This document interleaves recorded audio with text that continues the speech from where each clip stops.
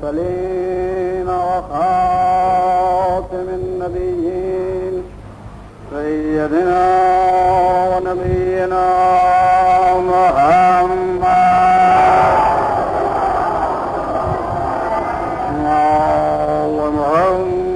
الطيبين الطاهرين الغر الميامين المعصومين من يومنا هذا إلى يوم الدين. أما بعد فقد قال الله سبحانه تبارك وتعالى في كتابه المبين وهو أصدق الصادقين: لقد أرسلنا رسلنا بالبينات وأنزلنا معهم الكتاب والميزان ليقوم الناس بالقسط وأنزلنا الحديد فيه بأس شديد ومنافع للناس. صلوات.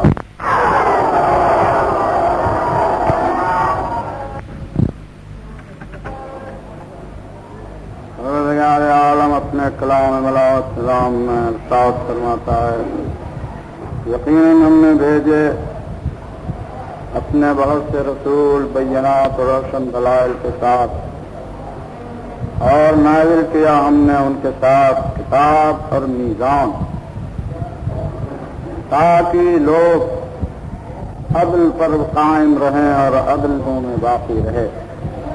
انزلنا الحدید فیہ بأس شدید، اور اس کے علاوہ ہم نے مزید حفاظت کے لیے حدید کو نازل کیا جس میں سخت معرکہ آرائی ہے، لیکن لوگوں کے بہت سے فوائد بھی ہیں. صلوات.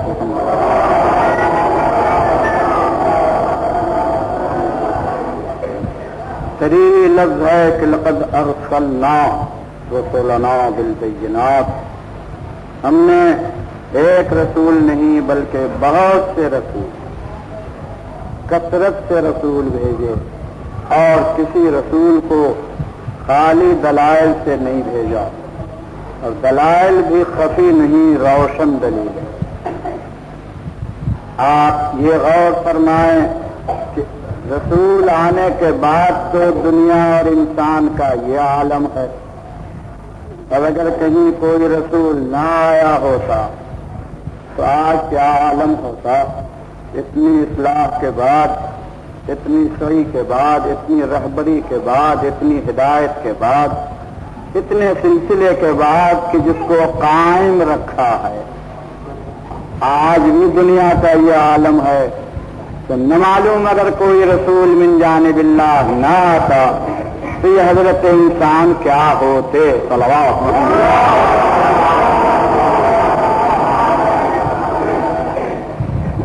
اس لیے کہ یہ معلوم ہے کہ رسول تعلیم کے لیے آتا ہے، اور رسول ایسے امور کی تعلیم دیتا ہے جو انسانی اقتصاد سے بالا تر ہیں. اس عالم کی خبر دیتا ہے کہ جس عالم تک ہمارے ادراک کی شمعیں اپنی لو نہیں پہنچا سکیں، اور اس بزم کی تصویر کھینچتا ہے کہ جس بزم کا رنگ ہمارے ذہن میں جم نہ سکا، اور اس روشن کی نکھت لاتا ہے جہاں ہماری ریاضت کو کوئی واسطہ نہیں ہے. ایسے عالم سے جب وہ خبر دینے والا خبر دیتا ہے تو تعلیم کے بعد جب یہ عالم ہے تو بلا تعلیم کے عالم ہوتا. اسی لیے تو آج دیکھا جا رہا ہے علم بختی ہے نہ معلوم علم بختا ہے یا گھٹتا ہے. تعلیم بڑھ گئی، علم گھٹ گیا. صلوات.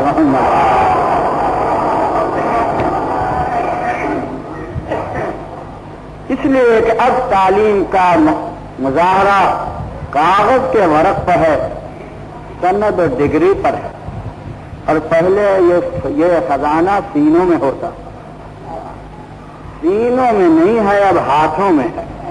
تو جب علم سینوں سے ہٹ کے ہاتھوں میں آ جائے تو جو زبردست ہو وہ چھین سکتا ہے.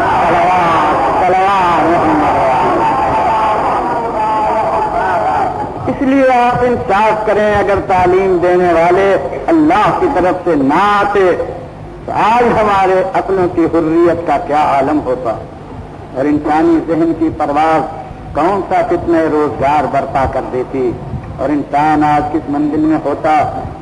لیکن یہ رحم و کرم ہے اور بندہ پروری ہے اس معبود برحق کی کہ اس نے کوئی زمانہ اپنے معلم سے خالی نہیں رکھا، اور جب نہیں رکھا تو میں بس یہی عرض کرنا چاہتا ہوں کہ اتنے 1,24,000 انبیاء آئے اور انہوں نے مسلسل ایک درس وحدت دیا اور ایک توحید کا سبق عالم کو پڑھایا، لیکن آج تک عالم کے انسان موحد بن نہ سکے۔ پڑھانے پر جب نہ بن پڑے، نہ ہو سکے تو جہل میں کیا ہو جاتے، بے بتائے کیا ہو جاتے۔ بتانے پر تو راہ سوجنی چاہیے تھی، لیکن جب بتانے کے بعد بھی گمراہ ہے تو فرمائیے پھر کیسے قدرت یہ سلسلہ منقطع کر دے۔ اور یہ کیوں ہوا؟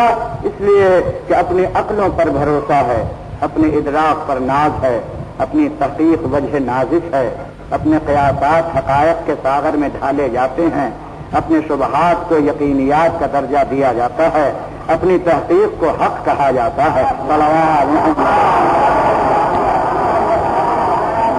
اپنی تحقیق کو حق کہا جاتا ہے، اپنی محدودیت میں غیر محدود چیزوں کی سمائی کی حوث پیدا ہو گئی، اور اپنے جہل خانے کے اندر علم کی مسندیں بچھانے کا شوق پیدا ہو گیا، اور اپنے دماغوں کو جو دنیا سے بسے ہوئے ہیں، جو یہاں کے سودائی ہیں، ان کو بازار حشر میں لانے کا شوق ہے، اور جب یہاں کا سودا بھرا ہے تو اس بازار میں کیا رسوائی ہوگی۔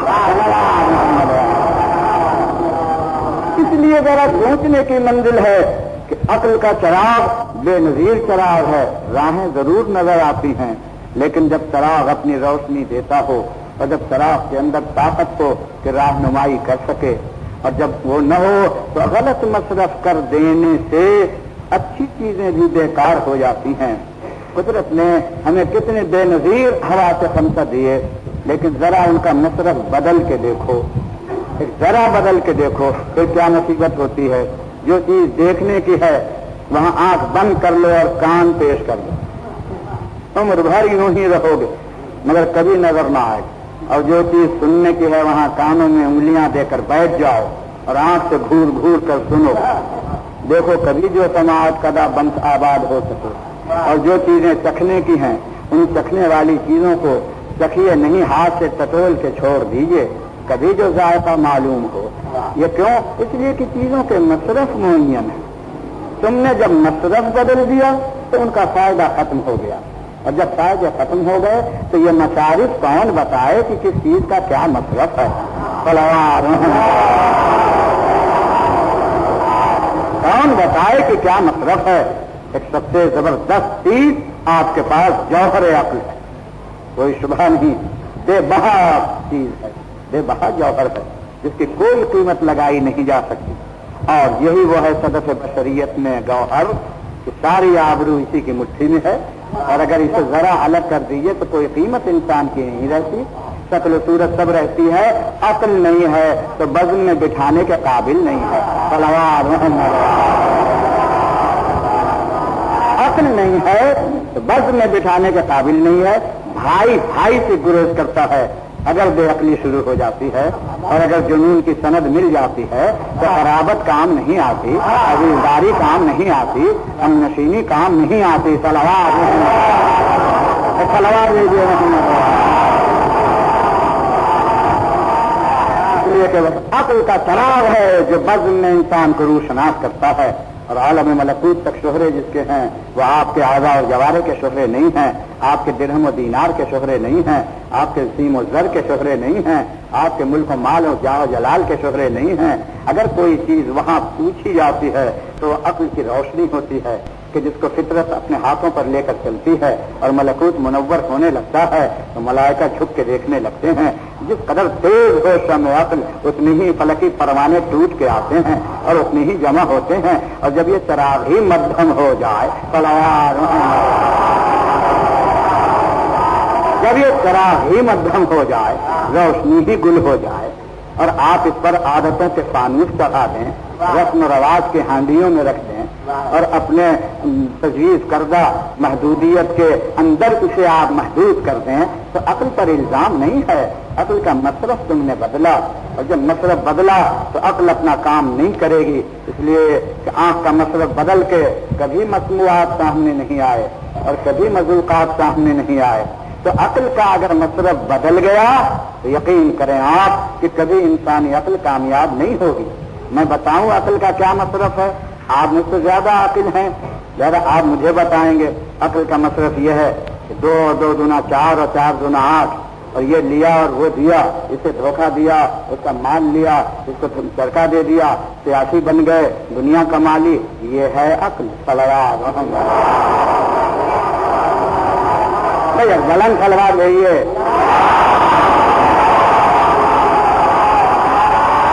یہ ہے عقل کا مصرف. لیکن آپ معاف فرمائیں، جو ہماری عقل میں آئے وہ تو یہ مصرف. لیکن سوال یہ ہے کہ ہماری وزن میں کچھ وہ لوگ تھے جنہوں نے عقل کے آئینے پر حکمت کی سائیکل کی تھی اور وہ حکمہ مشہور ہوئے، اور جنہوں نے ریاضتیں کی تھیں اور وہ ریاضت کرنے والے اپنی عقلوں کو اتنا مصفہ بنا کر آئینہ کر کے لائے تھے کہ جن میں عالم بالا کی تصویریں چھپ رہی تھیں اور حقائق کے جلوے نظر آ رہے تھے. ان کیا قول تو مانیے ہم سب عاقل ہیں. کیا شیخ الرئیس عاقل نہ تھا؟ ابو علی سینا عاقل نہ تھا؟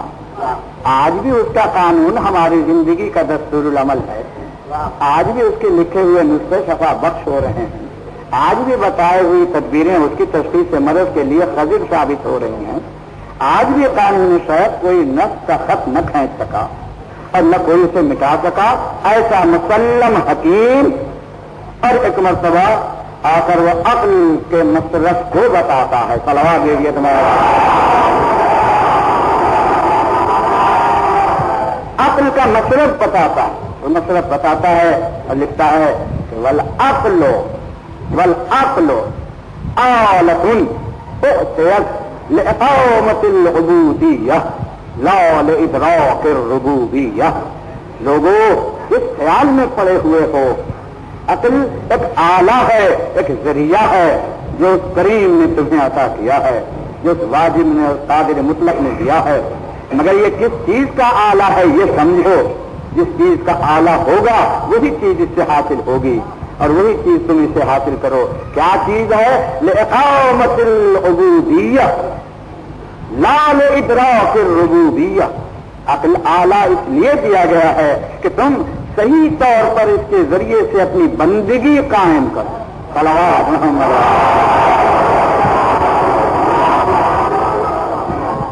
آستہ سماعت فرمائیے. عقل ایک آلہ ہے، اوتیت جو عطا کیا گیا خالق کے جانب سے. کیوں؟ لإقامۃ العبودیہ، تاکہ انسان اپنی عبدیت و بندگی کو صحیح معیار پر قائم کرے. لا لإدراک الربوبیہ. یہ آلہ اس کا نہیں ہے کہ اللہ کے بارے میں غور شروع کر دو. یہ یہاں کے لیے بنا ہے، وہاں کے لیے نہیں ہے. صلوات محمد. اب آپ نے غور کر لیا کہ اتنا بڑا حکیم فیصلہ کر رہا ہے کہ طائر عقل کے بالوں پر میں یہ دم نہیں ہے کہ پرواز کر کے آشیانِ ربوبیت پر چڑھیں، بلکہ ان کا کام یہ ہے کہ وہ انسانی حدود میں رہ کر اور عبدیت کی منزلوں کو اتنا سج دیں کہ عبودیت مکمل ہو جائے.